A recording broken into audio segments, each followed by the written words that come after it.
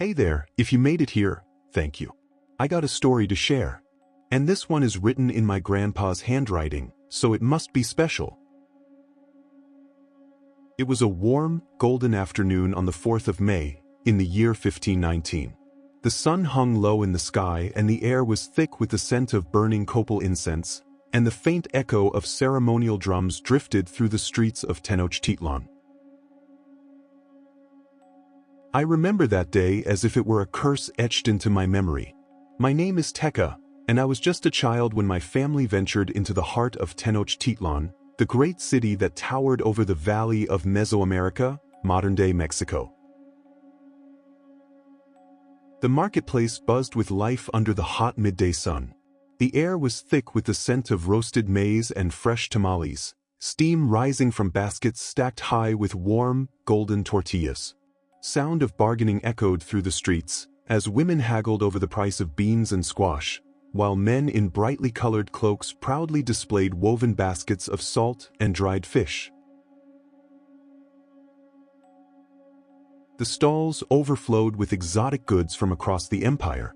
Feathers of vivid quetzal and macaws hung like rainbows, ready to be fashioned into headdresses and cloaks for the nobility.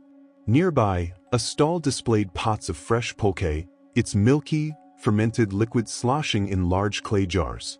Carved stone figures, depicting gods and animals, sat on display alongside intricately painted pottery.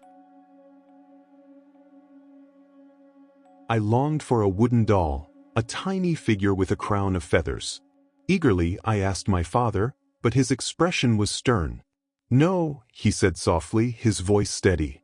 "Today, we will witness something far greater than any doll."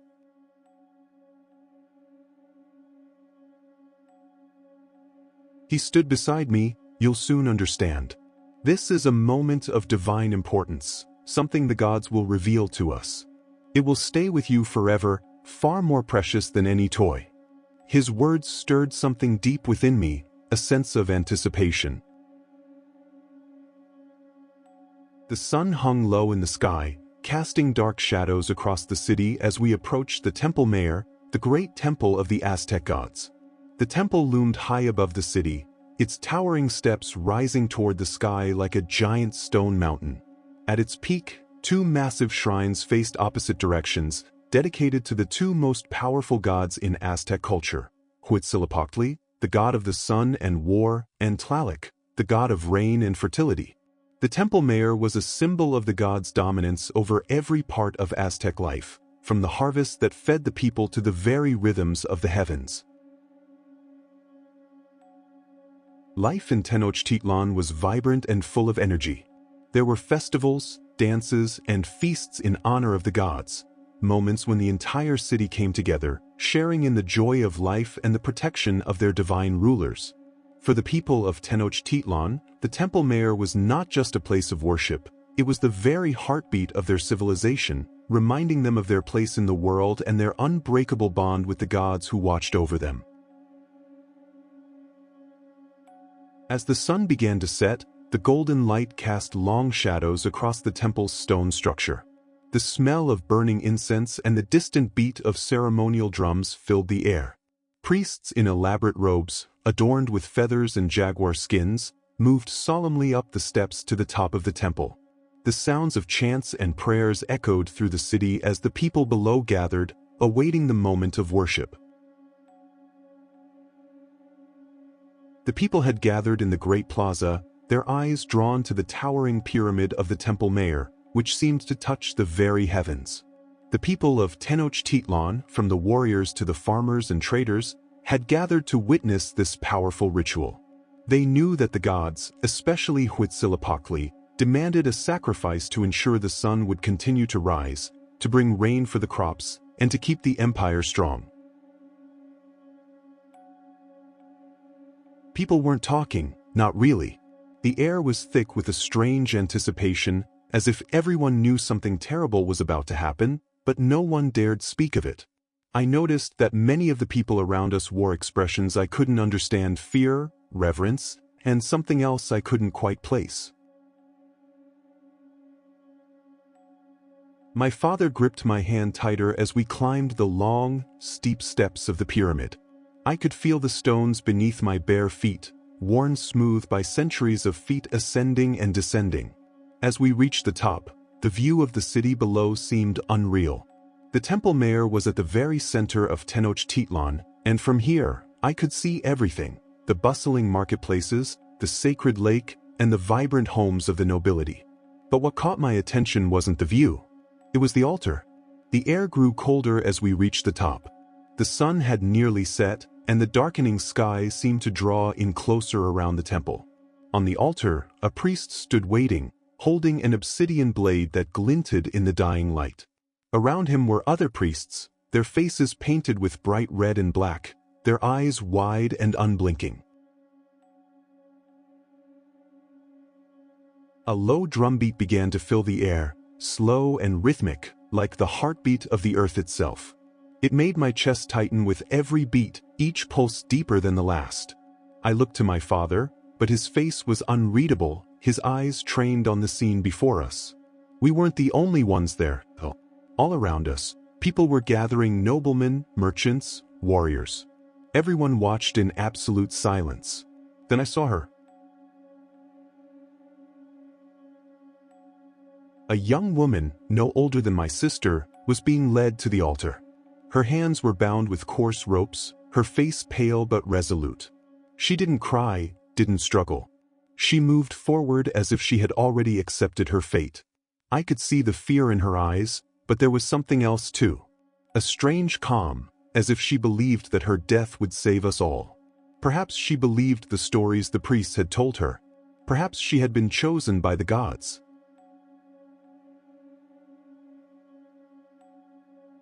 The priest stepped forward, and the crowd parted like water to let him through.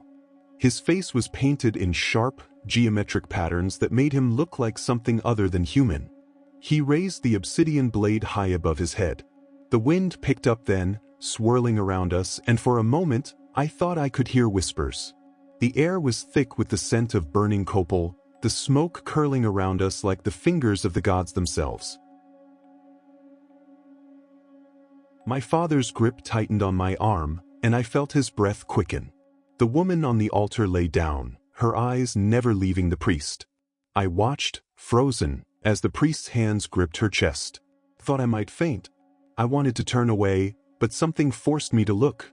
The blade came down. The sound. It was the sharpest sound I had ever heard. The sharp crack of bone.